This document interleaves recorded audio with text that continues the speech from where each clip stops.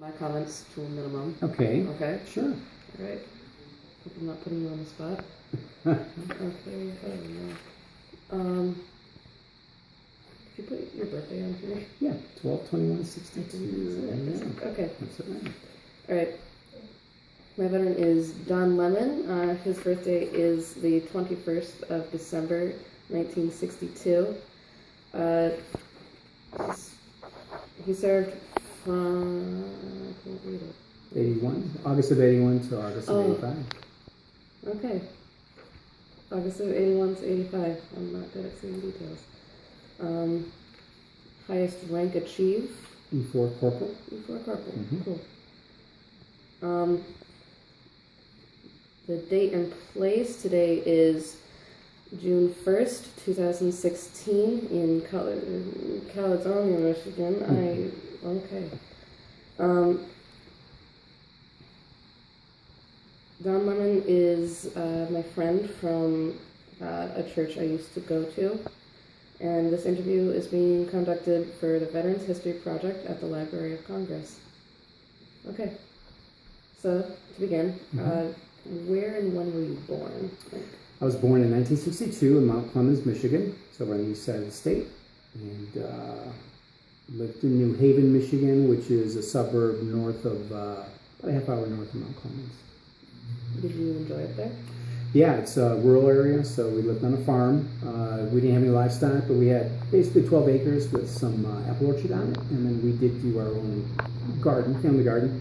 But 6 acres of it, my dad used to barter with our neighbor to use it for field corn, and in return, they would usually process some meat from their livestock.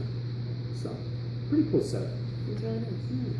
What about your family then? Like, what did your parents do when you were little? My dad, he worked for Michigan Bell.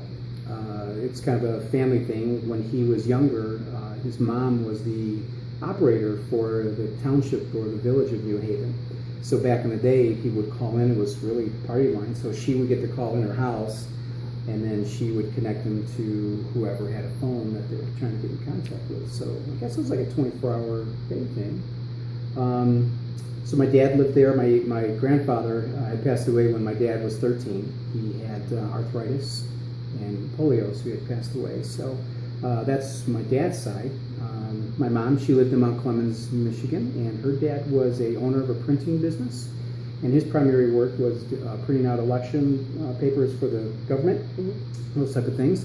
And my mom, she graduated from high school, went to college, and played music, loved it, and they met, and so we settled in New Haven, where my dad's from, and got a farmhouse, and that's where we lived. Yeah. Do you have any siblings? Yes, I have an older sister, two older sisters. One is 59 or 60. Sorry, I was born in 56, so I guess 60. And then I have a sister who is just 11 months older than me, so she's 54. I have a brother who is 59, he'll be 60 this year. What are their names?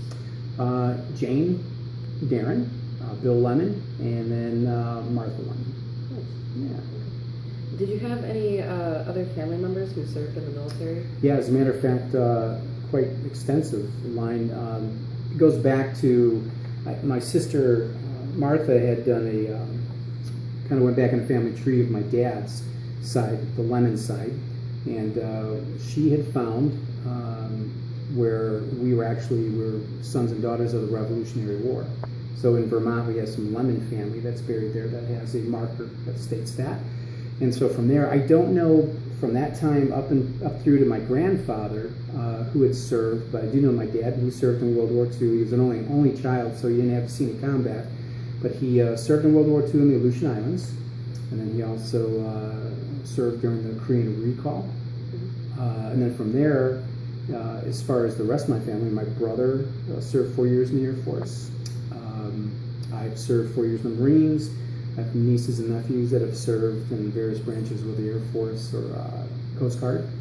And currently right now, my son serves in the Army, and he's had 3 deployments, 1 to Iraq and 2 to Afghanistan. So we kind of are a warrior family, we like to call it. So we love our country. That's good. What were you doing before you entered the service? High school, that was it. I really didn't have an ambition of what to do. I know I kind of knew what I wanted to do as a career, but at the same time, I really just had an aspiration to just to either travel or just to have kind of like a independence kind of streak happening. So at the time, it was hard to find jobs. So I really wasn't thinking about school as much as I needed to do that. It just wasn't affordable at the time. And so with the Cold War in full force back in the 80s, I really just followed the footsteps of my brother and as well as my dad. I just selected the Marine Corps. And, yeah. So you were enlisted then? Yes, enlisted. Yeah. Okay. Mm-hmm. Okay. Why did you choose that specific branch of service? Well, that's a good question. My family, my dad was in the Army and my brother was in the Air Force, and I just wanted a challenge. And if I was going to be a part of something, I felt that the Marine Corps would probably be the hardest challenge, but also that it was the most formidable fighting force for our country, and as far as we were concerned now, and I know it to be true, in the world. So I wanted a challenge, and I wanted to say that I could be the best in what I was doing, and so that's why I'm in the Marine Corps. And I'm glad I did. I'd do it over again, and over again, and over again. So what was the departure like for your training camp, like your early days of training? Well, yeah, when you get there, it's pretty crazy. They, Facebook and all those have videos and those type of things, but it's a total shaking and awakening of a new reality, where your total life is controlled from the time you wake up to the time you fall asleep, to everything in between. Your drill instructors and everything in there, they're your family, they're your teachers, they're your disciplinarians, they're your supporters and encouragers, and they're real. They want you to understand that if you follow and listen to them and understand the respect that you're to have, but also respect what you're going through, that you'll save your life and you'll save your country by defending it in such a way to be a warrior. And so from the time I put my feet on 2 yellow footprints, it was just chaotic and crazy. And 13 weeks later, I've never felt so much confident and disciplinary, or just being so disciplined, and feeling extremely proud, not only for what I accomplished, but also who I was fighting with, because it's a brotherhood. And once you become a Marine, and you don't become a Marine until you say aye, aye, sir at graduation, and when they release you, and you're a Marine, and it's a brotherhood that you never leave. Was there anything like specific from that training that you like remember? Like anything like a good story or something that just kind of like sucked? Or Well, yeah. I mean, you're never as strong as your weakest link. Mm-hmm. So while you're in boot camp, anybody who was struggling, we would struggle with them. So if they failed to do drill properly, and there was repercussions, consequences to that of not learning, whether it be some type of form of discipline. And I'm not saying where they beat you up. I'm just saying to where you're going to focus when you're doing something, whether it's doing drill or you're learning about weapons or anything. You need to have that as if you can do it in your sleep at any time or any thought. So, yeah, the biggest thing I take from it was the camaraderie and the teamwork. That instead of threatening and belittling the weakest person, you help make them strong by supporting them. Yeah. And there are some who maybe had egos that thought they were the best, that they created problems. They usually had a piece of humble pie that they had to deal with as well.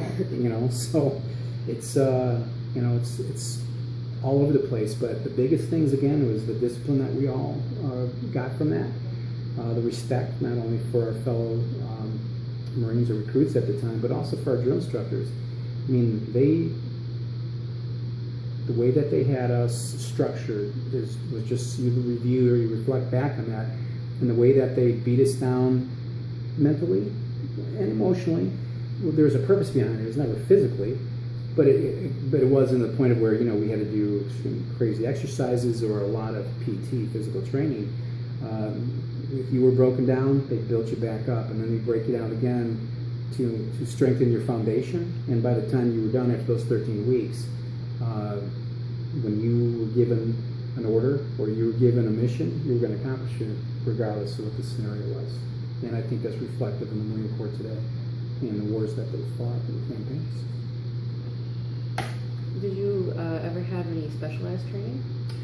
Yes, I did. So after our recruitment, after basic training, or I should say boot camp, 13 weeks, we were assigned a military occupation specialty. Mine happened to be air supply logistics, so air wing, I should say. So it was all based on aircraft. I had actually, when I went in, I requested an aviation contract. I love aircraft. I love being involved with those things, and I was up for whether or not if I tested out on our ASFAB, which is Armed Forces scholastic type testing. They put you where your strength is at. So where I worked into was really, it came down to where it was like logistics and supply distribution and management. So that's where I got fit into, but if I was going to be mechanics, plane captain, whatever the case may be, admin, I was okay with that. I just love being around aircraft and the power of them, and as we learn how important aviation power and superiority, not only in our own armed forces, but in the world, as you look at how important it is for the success. So so I got into Marine Corps logistics and supply distribution, and I went to specific schooling for that for, I think it was 3 months in Meridian, Mississippi, and was assigned, I got first in my class, actually had the high score, so I was proud of that. Again, like I told you, what I was going to do, what I wanted to accomplish, I wanted to be the best at. So it's not that it was a matter of making others lower than me just so I could be the best. We really, there are a whole group of us doing studies together, whatever we could do. We studied hard and we sure played hard too. But again, when I finished, I wanted to do the best that I could so my parents would be proud of me. And that, look, if I was going to go to war, I wanted to make sure that I was prepared. Whatever my job was, that I could do it without issue and know that they could count on me. So, so the school did that, and then we got to select our duty stations, and I ended up in California at Marine Corps Air Station El Toro. How is adapting to military life, like the physical regimen, barracks, food, social life? It's definitely not having your own room or your own kitchen or whatever else. From the time that boot camp started, again, it's all teams. So if someone's last out, then we're last to eat. Things like that. So, after boot camp, where it's so structured and everything is based on certain times and criteria, and they only get certain time anyways, when you get into the normal Marine Corps, it's still structured. It's still the point to where you can only eat at a certain time. The chow is only open from this time to this time. It was still required, not so much the drill, marching and those type of things, but definitely formations every day, inspections, hygiene and personal. Your rooms every week, you had inspections. You did your cleaning on Thursdays. Fridays were inspections, and if you didn't pass, you were pretty much grounded, so to speak, or you stayed, you were confined to the barracks, and you cleaned or you stayed in there. So you had to make sure that everything, they check your beds, your racks to make sure the sheets were done. You're living in barracks, so, they're open barracks for a while. There's an open squad bay that I lived in, where there's 4 Marines in each one, and there's probably 12 on each side of little cubicles open, and then you got this little drape or whatever that you pull, and you go in there so you get some type of privacy amongst the 4. And we lived out of wall lockers for the first 2 years, or last 2 years. When I came back from my second tour, or my first tour in Japan, when I came back, they had upgraded the barracks, so then we had 2-person or 3-person rooms. So then we had our own bathrooms, but the open squad bays, again, people had to be conscious of who they were around, the music, if it was too loud, if there wasn't curfews on the weekends, people coming in at 2 and you're hearing that. I mean, it was a challenge, because Marines like to enjoy their time off and spend them at the club, spend them somewhere, and sometimes they were just too loud and it wasn't that enjoyable. But they all have respect. It's just there's certain ones that you had to deal with. But you shared the bathrooms, you shared the laundry facilities, and again, all those had to be cleaned on a regular basis. But especially on Thursdays, if we all wanted to have leave over the weekend, then we had to make sure it was cleaned up, and it was always every day that way, anyways. And when we got our own rooms, like I said, when I came back after my first deployment in '83. I was assigned to a barracks that we had 3-man rooms, And then eventually, as I got to corporal after my second deployment back, so we got a 2-man room, so kind of felt like privilege. So you said the schedule was really rigid. Like, was there much of a difference from boot camp to your specialized training? Yeah, there's a big difference here because the drill instructors controlled everything. They had the agenda. They had to make sure that they hit their goals as far as if we were in classes or physical training, or when we were out at the range, when we had to qualify, certain events that had to take place, and so we had to make sure we were there. So it was just, on time like clockwork. When you get into the regular portion of the service, it's not as strict, but when you get to your duty station, there are mandates, and there are everything you have to abide by. You need to be able to work at a specific time. There was no time that work ended. If it was 8 hours, 8 hours. If it was 10, it was 10. If it was 12, it was 12. Usually it was no more than 12. Some at 14, but then we're back again the same time. So it's not as if we had regular working hours. We worked until the work got done. We were just told each day when to report, or it was usually by each week. So we're starting work at 7:30. We're done by 4:30. You take a lunch, or you eat at your desk. It just depends how busy you were. Our job and our responsibility for logistics and supply was to make sure that our planes were always mission capable. Again, if we were during wartime, we'd want all of our planes ready to fly a mission at any moment's notice, right?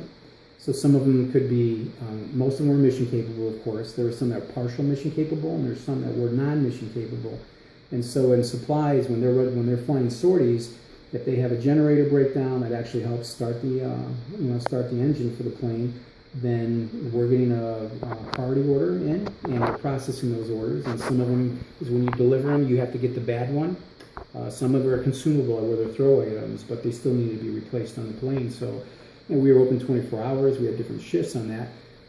But there's times when it was extremely busy, or they were running sorties and doing missions. Set by guidelines of the comment on the Marine Corps, then we had to be prepared at all times, and you work until the work gets done. So, yeah. So it was structured, but it was also not like boot camp where you just were told what to do up until you go to bed.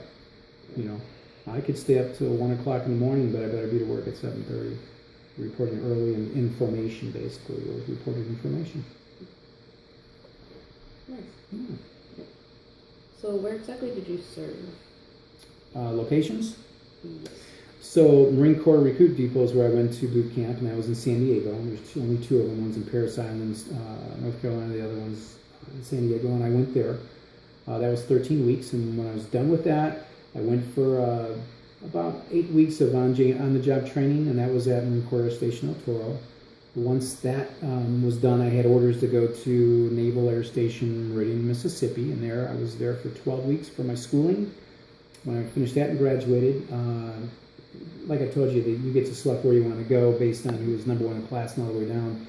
Ideally, I was looking for Hawaii. It wasn't going to happen because nobody leaves Hawaii for that air station. So next one was, they had a lot over in Japan, and I knew that. But being in El Toro before I went to school, I knew that you'd be able to pick up deployments there anytime. So whether it was for a full year or 6-month deployment, so I opted to go to California again. I loved it there when I was there. Sunny California, Southern California. So I stationed there. I was there for about I was there for probably 9 to 10 months, and then I had my first deployment to Okinawa, Japan. We stayed on an Air Force base. It was really supposed to be at Iwakuni, but they were doing construction work on the runway, so I stayed there for 5 months. Went to Iwakuni a few times during that stint, and finished out the last month in Iwakuni. I was given the opportunity, and I was awarded Marine of the Month during that time. So I had to fly up to Iwakuni a lot for boards to be selected and whatever else. So got to do a lot of flying back and forth between the 2 islands. So came back to California for another year or so. Did another 6-month deployment in Okinawa, but this time on Marine Corps Air Station Fatima. Primarily propeller C-130 planes, big cargo planes, but the primary support there was for helicopters, Cobras and Hueys and Sea Stallions and the Sea Knights, dual rotors. So, and then after that, came back to California and served out the rest of my time or my enlistment there. and then drove back to Michigan. I was done in '85. So yeah, a couple of times I got to go on deployments, a week or two deployments. So I went to Cold Lake, Canada for some cold weather training with the squadron I was attached to, which was VMA 311. They had A4 jet planes, attack planes. So we went up there to do cold weather training, and then the same squadron, we also did some weapons training in China Lake, California, out in the desert. So we were there for about a week, 10 days, and did some work out there as well. Were there any specific details of your trip abroad that you remember specifically? Yeah, my first deployment to Japan. There's an attack on the Marine barracks in Beirut, Lebanon, and terrorists had attacked it, and it was supposedly well guarded, and we think it was, but where there's a will, there's a way, I guess, and that was the first, not necessarily the first recorded terrorist attack against the Marines, but it was something that's pretty devastating to the Marine Corps and to the nation. And I really feel President Reagan at the time was strong in that, and also with the Cold War. So when we had heard about that, I still have the paper to this day. It's the Stars and Stripes paper, Armed Forces paper. And I still have some of those to this day when that happened, when the Beirut barracks were bombed, and I know there's close to 300 or over 300 Marines that were killed that day. So that was pretty significant. We went on high alert, and then we got word that there's a lot of infantrymen in the Marines that were scheduled to deploy from Okinawa, and it's the 3rd Marine Division there. And so they were all of a sudden making phone calls where they got word that they were heading out earlier than expected by ship. So they went out, and they ended up as they left Okinawa. And this was before, I should say, this was before the Beirut bombing, because come to find out, they were supposed to replace the Marines that were over in Beirut at the time. But when they got diverted. When that all happened, they got diverted to North Carolina, which is the 2nd Marine Division, and those Marines actually got sent to Grenada, where there was a uprising, civil unrest, and I believe there was a communism or something that was going to take over there, and so Marines landed there to bring order on behalf of the government. So there was some fighting down there as well. So those were 2 big things that were going on. So we were on a high alert for a while there. Between that and also with North Korea, kind of being like they are now, just didn't know what was going on with communism at the time. So. Did you witness any action or duties away from the front line? No, there was no wars at the time. It was during the Cold War, so everything was being trained to our highest level of readiness. So that's why, as I told you before, where we were graded or based on our mission-capable aircraft, as were the squadrons who had the aircraft, so the mechanics and all, and the pilots. They had to be prepared. They were doing their sorties, practice sorties, dropping bombs.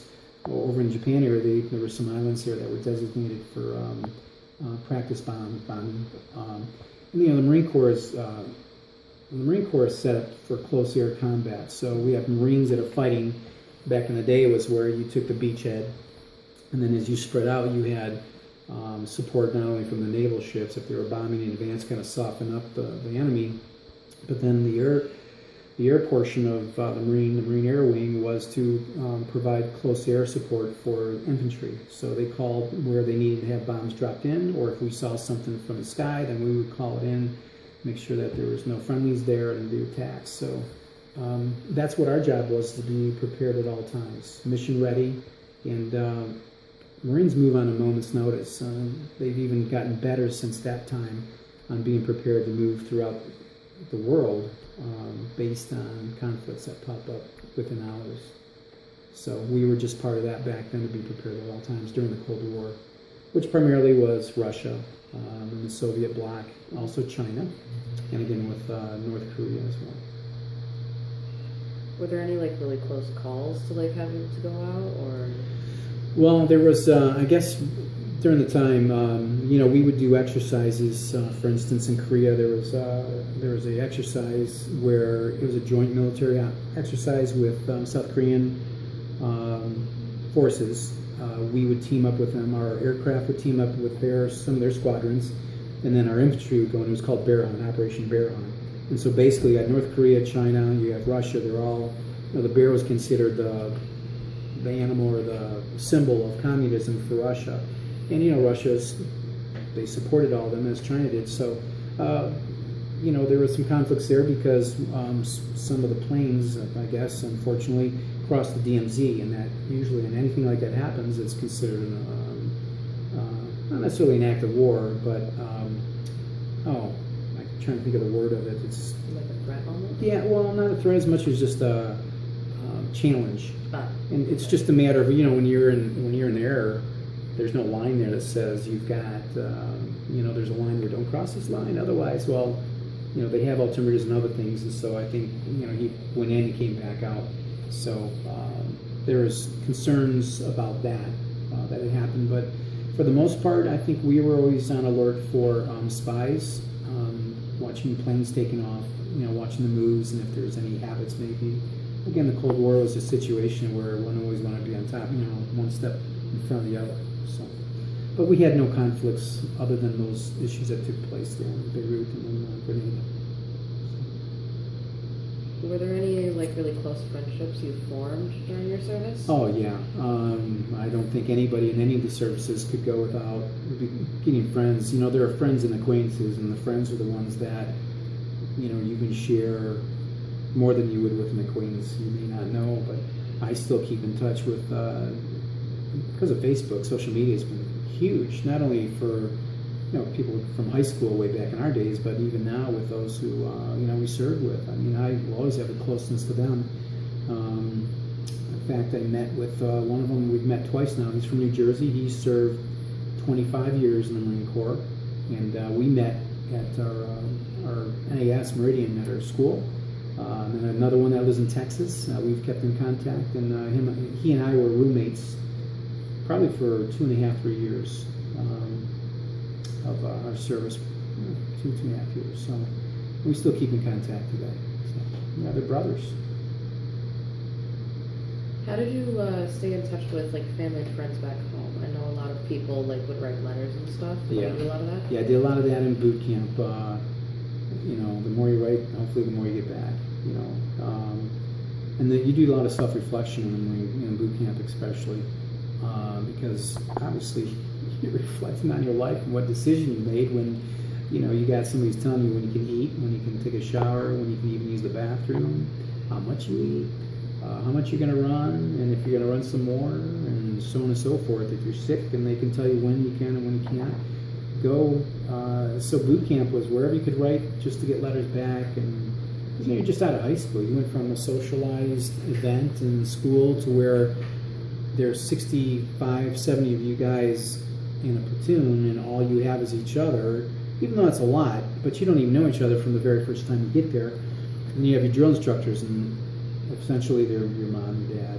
They're anybody you can possibly imagine they are, because that's what they're going to do, is they're going to provide for you. So when you get out of boot camp, it's a little bit different. It's where you kind of feel like you definitely get some freedoms. It kind of takes a little bit of deprogramming, or just say, okay, this is more normal life now.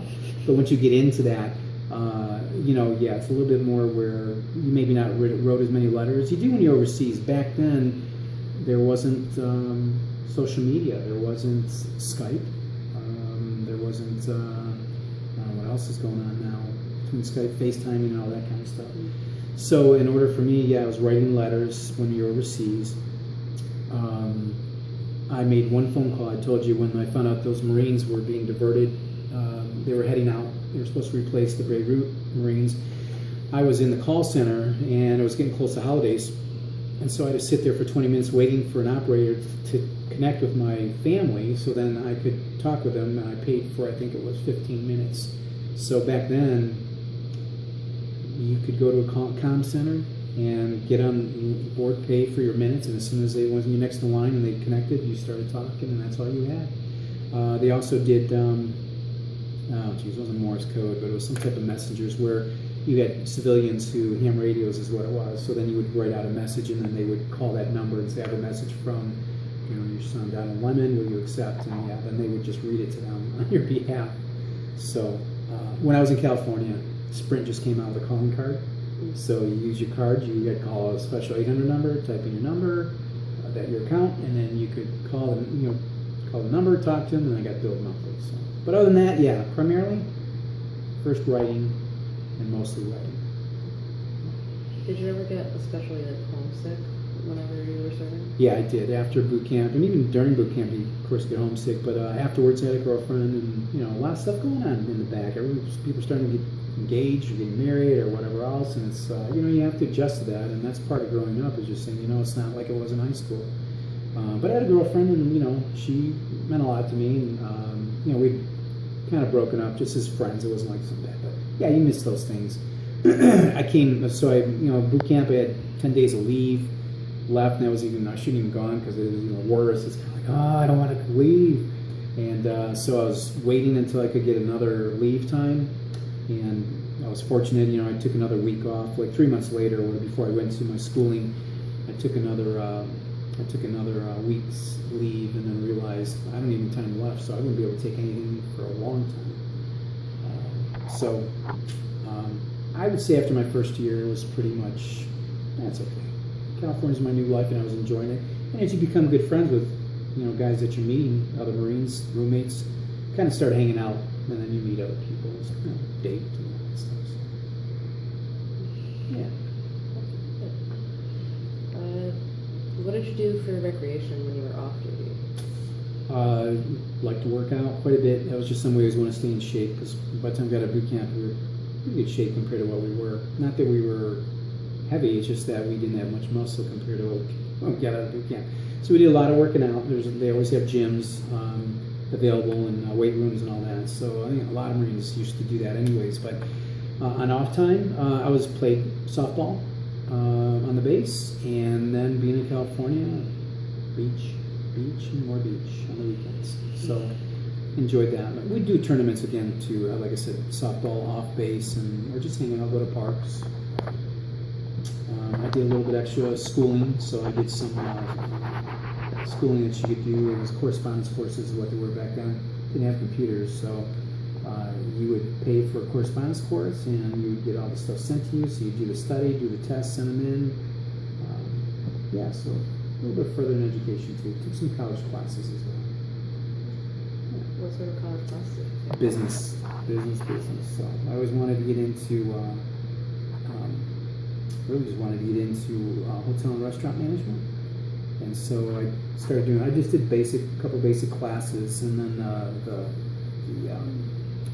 correspondence courses were more set into distribution and logistics. So you could do that.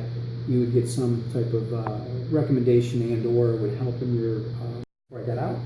Yeah. Before you left California. Yeah, I was stationed in California, and so that was my last. Active duty station before getting out. How did you come home then? Did you just drive home? Or? Yeah, I drove home when I came back. I came on leave again after the first 2 times after boot camp. I'd come maybe a year later, or maybe even less. I think it was after my school at NAS Meridian. I came home, bought a car, and then drove. And then a buddy of mine that was stationed out in El Toro as well, lived in Jackson, Michigan. So I lived over on North Detroit. So I got my car and did my leave, picked him up, and then we both drove back. And then I had the same car when I got out, so I drove all the way back. It took me 2 nights. It was a great drive. Colorado was great, and just driving the country. Sounds really peaceful. Yeah, it was. It was relaxing. So when you were coming home, was it like a really nice homecoming? How did your family react when you finally got there? Yeah, well, my mom and dad were divorced from the time I was 12. So when I got home, there wasn't a huge party or anything like that, because my brother lived up north in Michigan. I had a sister in New York. I had another sister in Texas, So our family was sort of totally spread out. So I got home, I was, comfortable. My friends knew I was coming, knew I was coming home. So next day we probably had a couple of dozen friends. We all got together and out and had a great time, dinner, drinks, and all. So I was more concerned about getting a job and getting rolling because it's still during that kind of recessionary period that you're more concerned about getting to work and starting your life as opposed to like that. But yeah, there was a little bit of a celebration day after. How was that then, like the readjustment to civilian life? It was really pretty easy. In fact, when you come back into it, especially not during wartime, you read about and you hear about a lot of veterans now that have gotten out after serving the war. It's much different. My son has struggled with some of what he's seen and done during his deployments.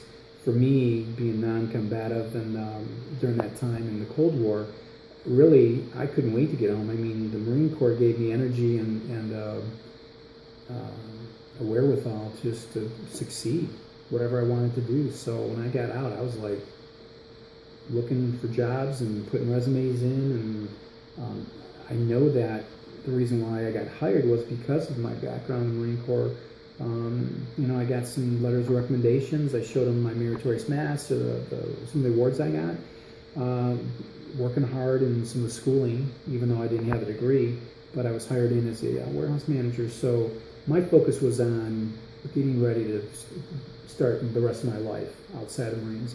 And I would not change again. I would not change that for the world because I could have done more schooling, yes, but schooling can give you book smarts, but the Marine Corps was able to give me value as far as the type of person I am, the character, my personality, and also my work ethics, discipline, motivation, everything. So personally, I wish every young adult that our country would mandate that our young adults would serve at least 2 years in the reserves because they'd understand what it means for motivation and or discipline, respect. I'm not saying not all youth have that. I just think it's good for our youth because I was there one time too. I just know what it did for me, and I think it would be great for youth to do that. Maybe 17, 18, 19, serve and go through that. I think it was a great experience. So, Did I finish the question? What was it? You're good. Did I do okay? All right. Yeah, you're good. All right. Earlier you mentioned that you kept in touch with a lot of the other people that you served with. Mm-hmm. Like with that too, did you have any membership in any veterans organizations? Yeah, well, because I didn't serve in a foreign war, like VFW or I guess there's American Legions, those type of things. I'm not members of any of those. My friends that we hang out with because of social media, I should say that I keep in touch with. Before Facebook, never really even kept in touch. So now that there's Facebook, there's all of a sudden there's these Facebook pages where you can sign up if you were part of a squadron or served with that squadron, you can become a member of it. And so for what I served in, I've met a lot of the friends that, other than I saw them for 6 months during the deployment, that was it. All of a sudden now I see their names on there. It's like, oh, I remember that. So it's a lot of, kind of bring back memories and good stuff. And so it's great to be a part of that. But, as far as a group, there's a lot of different ones where you can sign up. And really, again, it comes back to social media. But we've not done a reunion. There are reunions I could have gone to, but have not. So how did your service affect your life? Well, I kind of like what I was saying before was that, the Marines, I guess any force people could say this, but the Marines in specific, they groomed me, I feel, into a respectful citizen, law-abiding citizen, discipline, and confidence. It was a wholesale change. I mean, it's something to where you may not have the tools as far as schooling and all, but when you take how they form you and how you are when you come out of the service, to be able to add those tools, the college and the schooling and all that combined, I think really gives assets to people that, determination and the know-how, and knowing when things get tough that you just don't back off or give up. You just know there's a reason why it's happening. You learn from it. So if you get knocked down, get back up. The important thing too is, I couldn't have got through all this without my faith. In fact, I wasn't even living my faith up until, I got in the Marines and I went on a journey there, and I walked away from it as well. But I also realized that, it's not me who's going to protect me. It was going to be also my God. And so, Marine Corps, their motto is Semper Fidelis, and Semper Fidelis means always faithful to your God, faithful to your country, faithful to your Corps. And so that's the motto we use, that we've been given and we've used ever since then. And so I strongly stand on that as well. I mean, if our Creator is who God is, and I will always stand up as a Christian first. But because of that, because our country is what it was founded on, it's not perfect by any stretch. We realize that. But I will be willing to stand for this and keep my freedoms, as opposed to allowing other types of government or people to come in to destroy that. And then also the Marine Corps, we're just brothers. So, but I believe that's what's given me the strongest weapon I carry through in my life is when you have a mentality that, I'm going to pursue on the challenge, even though it's going to be difficult. Try your hardest. So other than the character build-up that you experienced when you were serving, are there any other life lessons you learned from your military service? Well, again, my primary is going to just be, how it made me as a person and as a man. Again, I think the strengths that we all have are internal. As far as life lessons, even though I didn't do war combat, I'd be prepared to die for my fellow countrymen, my fellow Marine brother, that you hold your values to be true, and they should be worthy to fight for, and defend. And so, yeah, that's what I got out of it, even to the point of where as I walked through my faith, that, I believe what God's Word says, and so I will never deviate from that, just like I believe in our country and the Constitution, and I wouldn't deviate from that either. So, again, it's just one of those things to where the values, the moral values and ethics that you get through that, the discipline and the character, to me, that's the core of all of us who we are. So those are the things that I got out of all of that. It was extremely important. And that concludes the interview. Thank you. Enjoyed it. Appreciate it, Rachel.